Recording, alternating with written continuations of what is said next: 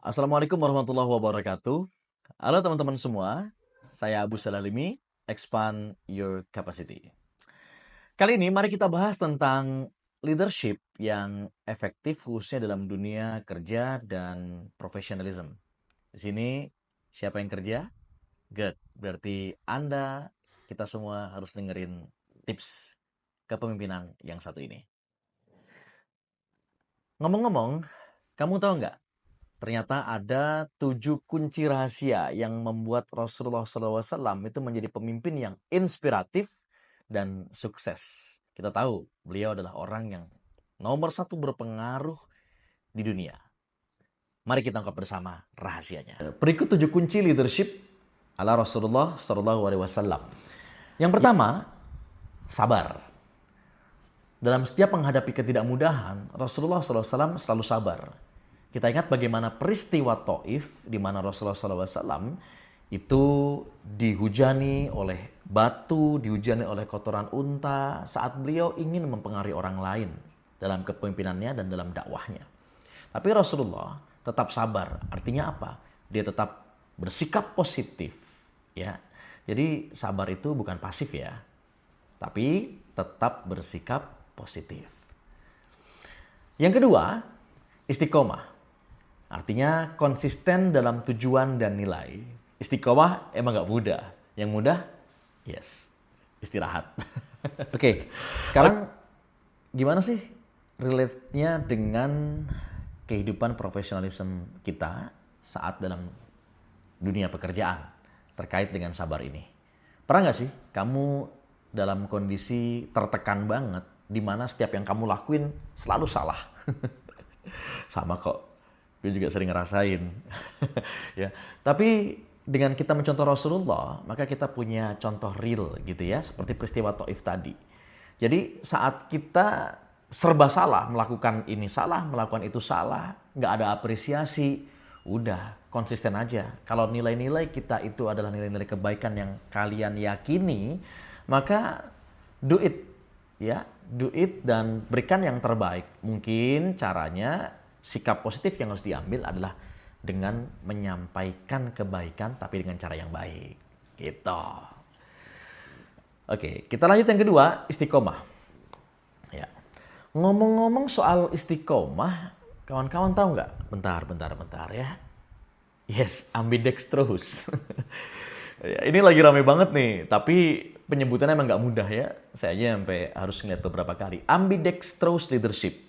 Wow, ini dalam dunia training udah banyak bermunculan ambidextrous leadership yang digaungkan oleh para trainers dan coaches. Nah, soal ambidextrous adalah soal keseimbangan sebenarnya antara kita bagaimana bersikap lebih efisien, ya, lebih punya efisiensi dan juga punya inovasi. Menantang kan?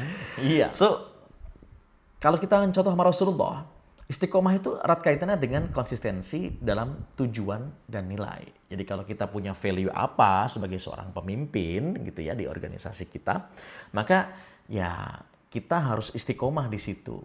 Istiqomah dalam arti apa? Menjaga betul nilai-nilai kita itu. Ya, agar senantiasa seimbang. Ya, istiqomah emang nggak mudah. Yang mudah istirahat.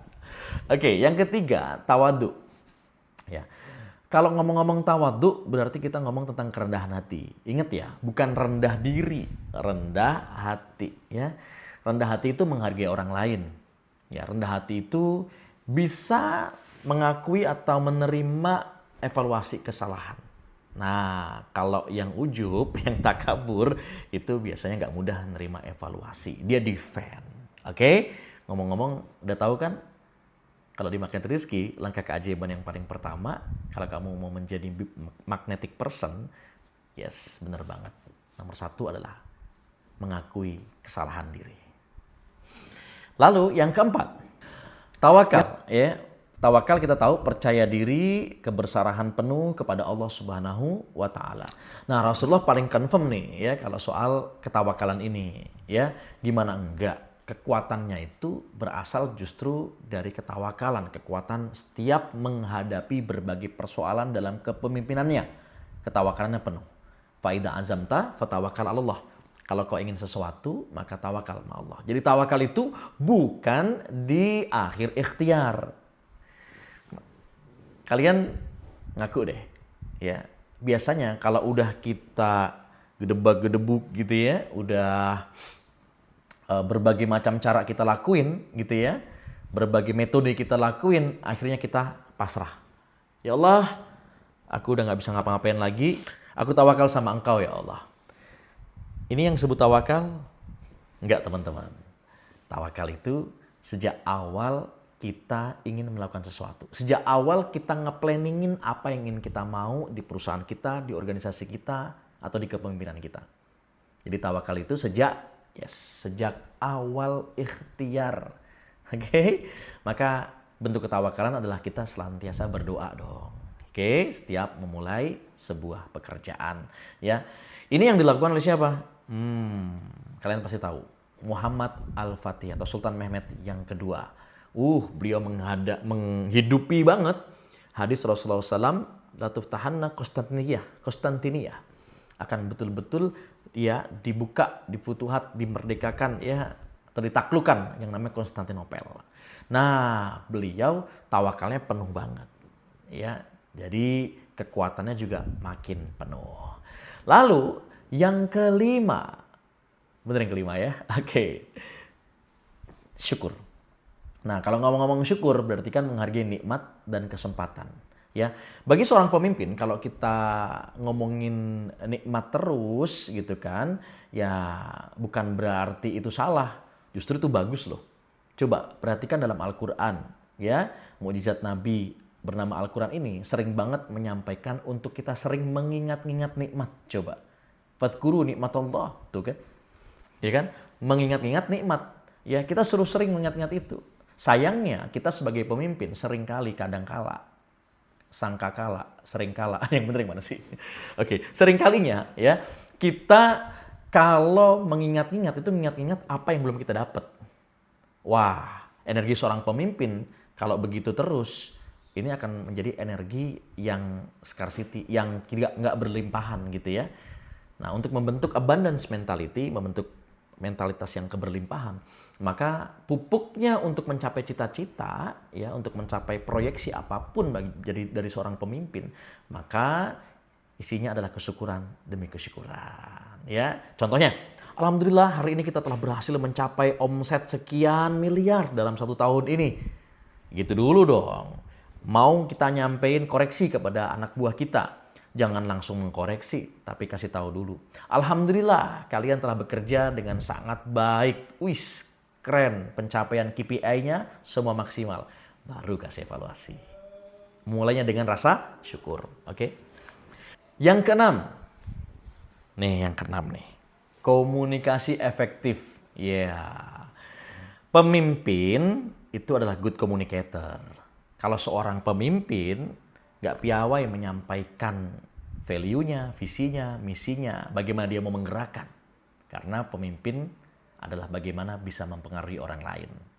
Dan kalian tahu nggak sih, skill yang paling dicari di tahun-tahun ini gitu ya, bener banget, tentang bagaimana mendeliver value.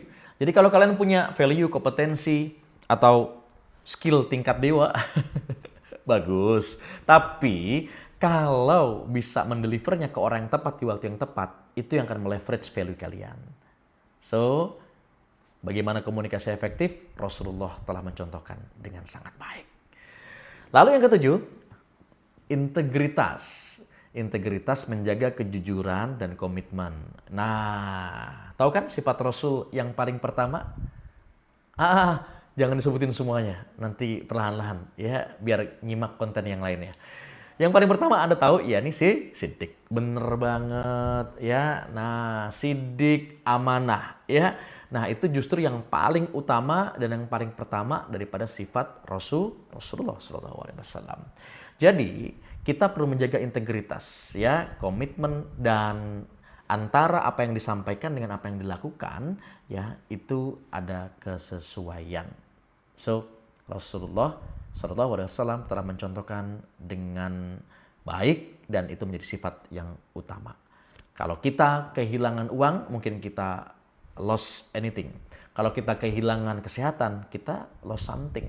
Tapi kalau kita kehilangan integritas, kita lost everything. So, jaga integritas itu, kejujuran itu dengan sebaik-baiknya.